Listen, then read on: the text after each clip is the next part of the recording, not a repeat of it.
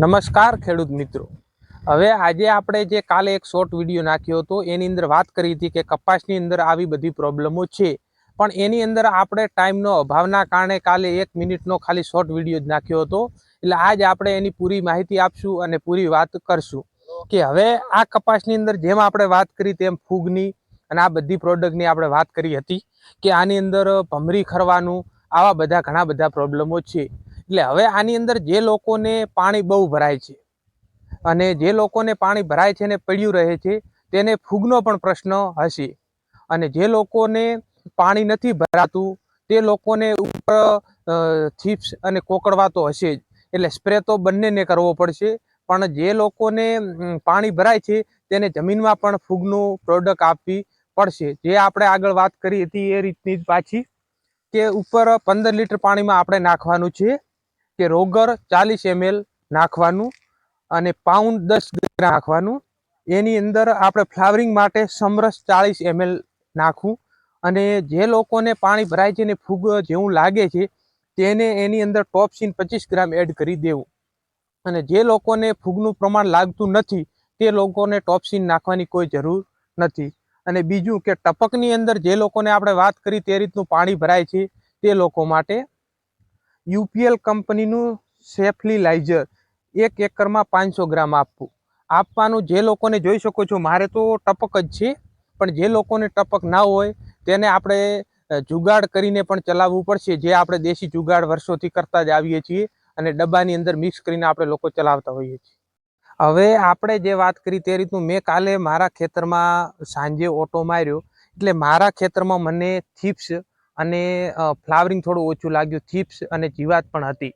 એટલે હવે મારે અંદર સ્પ્રે કરવાનો થયો તેમાં મારે કોઈ ફૂગની પ્રોબ્લેમ મને દેખાતી નથી, એટલે ફૂગની પ્રોડક્ટ કોઈ મારે નાખવાની નથી। પણ જે લોકોને આપણે વાત કરી તે રીતની ફૂગ દેખાતી હોય તો ફરજિયાત ફૂગનો સ્પ્રે કરી લેવું અને અંદર મિક્સ કરી દેવું। હવે તમને હું પ્રોડક્ટ બતાવી દઉં કે હું ખાલી વિડીયો બનાવવા પૂરતો કે વિડીયામાં ખાલી બોલવા પૂરતો કરતો નથી। હું મારા ખેતરમાં જે તમને વિડીયામાં બતાવું એ મેં મારા બગીચા મારા ખેતરની અંદર હું એ પ્રોડક્ટ યુઝ કરું છું। તમે જોઈ શકો છો કે આપણે જેમ વાત કરી તેમ FMC કંપનીનું રોગર જે આપણે વાત કરી હતી એમ, અને એની અંદર આપણે જે પાઉન્ડની વાત કરી હતી તે આ પાઉન્ડ અને આ સમરસ ફ્લાવરિંગ માટે આ ત્રણેય પ્રોડક્ટ છે જેને આપણે ટોપસીનની તે વાત કરી તે રીતનું ખરીદી લેવી, જેને જરૂરિયાત છે ફૂગની તેને એ પ્રોડક્ટ ખરીદી લેવી અને સ્પ્રે કરી દેવો। અને બીજું કે આ સાલ વાતાવરણ ખૂબ ખરાબ હતું, સતત વરસાદ ચાલુ હતો અને ઘણી જગ્યાએ તો વરસાદ ઘણો પડ્યો છે, એટલે એના લીધે કપાસ હાવ ખરાબ થઈ ગયો હશે। કોઈને હશે 2 એકર કે 5 એકર કપાસ હશે, એમાંથી અડધો હશે અડધો ખરાબ થઈ ગયો છે। પણ જે આપણા કને જેટલો કપાસ રહ્યો છે તેટલા કપાસમાં આપણે મહેનત કરવી પડશે, કેમ કે એવું લાગી રહ્યું છે કે કપાસમાં કદાચ ભાવ સારા રહી શકે। તો એટલે આપણે હવે એકરે આ ખર્ચ 2000 રૂપિયાનો 1500 થી 2000નું લાગી રહ્યું છે, અને આટલો ખર્ચો કરવાનો કપાસમાં આમ તો વધારે પડે પણ આ સાલ ભાવનું ને એવું દેખાઈ રહ્યું છે એટલે આપણે આટલો 1500 થી 2000 રૂપિયા એકરે ખર્ચો કરી શકીએ। અને બીજું કે હવે જે લોકોને આપણે વાત કરી તે રીતનું આ બધું કરી લેવું। અને બીજું કે હવે તમે આપણે ઉપર રોગર સ્પ્રે કરશું અને આ પ્રોડક્ટ કરશું એટલે અંદરથી મધમાખી જતી રહેશે।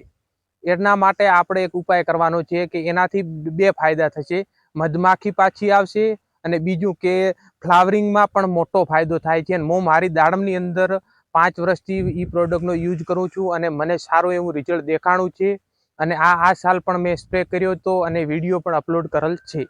હવે આપણે આની અંદર 200 લીટર પાણીનું માપ કહીએ છીએ કે 200 લીટર પાણીની અંદર આપણે 2 લીટર દેશી ગાયનું દૂધ નાખવાનું છે, અને એની અંદર આપણે 1 કિલો ગોળ નાખવાનો છે। આ બધું મિક્સ કરીને કપાસ ઉપર સ્પ્રે કરશો એટલે 100% રિઝલ્ટ આવશે। અને મને સારું લાગ્યું છે, મારો આ સ્પ્રે પતે એના 5 દિવસ પછી હું સ્પ્રે કરવાનો છું, અને તમે પણ સ્પ્રે કરી દેજો। રિઝલ્ટ સારું છે અને રિઝલ્ટ 100% મળશે, અને બધા પાકમાં થઈ શકે છે સ્પ્રે, એવું નથી કે કપાસ કે દાડમની અંદર જ થતો હોય। અને બીજું જે રીતનું કીધું એ રીતનો સ્પ્રે કરી દેવો, અને રિઝલ્ટ તમને સારું મળે તો કોમેન્ટે કરજો અને બીજા લોકોને વિડીયો શેર કરજો, એટલે એ લોકોની પણ મદદ થાય। અને આપણી ચેનલને સબસ્ક્રાઈબ કરો અને જેટલી બને તેટલી શેર કરો।